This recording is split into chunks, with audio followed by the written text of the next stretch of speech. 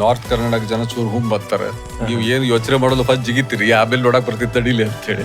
ಇವತ್ತು ನಮ್ ಜೊತೆ ಇದ್ದಾರೆ ಕ್ರೂಸರ್ ಲ್ಯಾಬ್ಸ್ ಸಂಸ್ಥೆಯ ಸ್ಥಾಪಕರಾದಂತಹ ಸಚಿನ್ ನಾಯಕ್ ಅವರು. 5ನೇ ಕ್ಲಾಸ್ ವರೆಗೂ ಅವರು ಕನ್ನಡ ಮೀಡಿಯಂ ಅಲ್ಲೇ ಓದಿರೋದು. ಮಾತೃಭಾಷೆ ಒಳಗೆ ನೀವು ಹೆಂಗ್ ಯೋಚನೆ ಮಾಡ್ತೀರಿ, ಹೆಂಗ್ ಕಮ್ಯುನಿಕೇಟ್ ಮಾಡ್ತೀರಲ್ಲ, ಅದು ಬೇರೆದ್ರೊಳಗೆ ಸಾಧ್ಯನೇ ಇಲ್ಲ. ಈ ತರ ಬಿಗ್ ಪ್ಲೇಯರ್ಸ್, ಈಗ ಡೆಲ್ ಇರ್ಬೋದು, HP ಇರ್ಬೋದು, ಈ ತರ ಬಿಗ್ ಪ್ಲೇಯರ್ಸ್ ಜೊತೆ ಅವರೆಲ್ಲರನ್ನ ಸಡ್ಡು ಹೊಡೆದು ಗೆದ್ದ ಕತೆ ಇದೆಯಲ್ಲ, ಇದ್ರ ಬಗ್ಗೆ ಹೇಳಿ. ಇದು ಹಿಂಗೆ ನೀವು ಸಾಧಿಸಿದ್ರಿ? ಈಗ ನೀವು ಆಪಲ್ ಫೋನ್ ತಗೋರಿ, ಸ್ಯಾಮ್ಸಂಗ್ ಫೋನ್ ತಗೋರಿ, ಚಾರ್ಜರ್ ಕೊಡೋದು ಬಿಟ್ಬಿಟ್ರು. ಹಿಂಗಿದ್ದಾಗ ನಿಮ್ ಹತ್ರ ಒಂದು ಚಾರ್ಜರ್, ನಿಮ್ದು ಫೋನಿಗೆ, ನಿಮ್ದು ವಾಚಿಗೆ, ನಿಮ್ದು ಏರ್ಪಾಡಿಗೆ, ನಿಮ್ದು ಲ್ಯಾಪ್ಟಾಪ್, ಅದನ್ನ ನಾವು ತಗೊಂಬರ.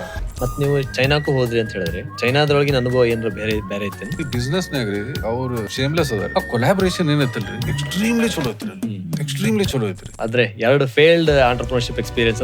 ಸೊ ನಾನು ನನ್ನ ಹೆಂಡತಿ ಮುಂಜಾನೆ 3 ಗಂಟೆಗೆ ಹೋಗಿ 5,000 ಪ್ಯಾಂಪ್ಲೆಟ್ ತಗೊಂಡು ಎಲ್ಲ ಪೇಪರ್ನ ಹಾಕಿದ್ವಿ. ಅಲ್ಲಿಂದನೂ ಸೇಲ್ ಬರ್ಲಿಲ್ಲ. ಸೊ 45 ದಿವಸ ರೀ ಕಂಪ್ನಿ ಒಳಗೆ ಕ್ಯಾಶ್ ಇಲ್ಲ. You fail get up, you fail get up. And ಸಾಮಾನ್ಯವಾಗಿ ಒಂದು ಹಳ್ಳಿಯಿಂದ ಬೆಂಗಳೂರಿಗೆ ಬಂದ್ರೆ ಒಂಥರ ಸಣ್ಣ ಒಂದು ಭಯ ಇರುತ್ತೆ. ನಾವು ಅಲ್ಲಿಂದ ಬಂದ್ರು ನಮ್ದು ನಾಲೆಜ್ಗೆ ಏನೂ ಕಡಿಮೆ ಇರಂಗಿಲ್ಲ. ನಾ ಬೆಂಗಳೂರು ಹುಡುಗರು ನೋಡತ್ತಾಗ ಅವಾಗ ನಮಗಿಂತ ಕಡಿಮೆ ಗೊತ್ತಿರ್ತೈತಿ. ನಾರ್ತ್ ಕರ್ನಾಟಕದಲ್ಲಿ ಯಾವ್ದೆಲ್ಲ ಅಪಾರ್ಚುನಿಟೀಸ್ ಬರಬಹುದು, ನಿಮ್ಮ ಅನಿಸಿಕೆ ಮತ್ತು ಅಭಿಪ್ರಾಯ ಏನು?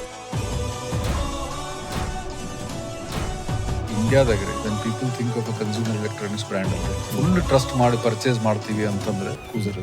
ಬೆಳಕಲ್ಲ ದರ್ಶನ.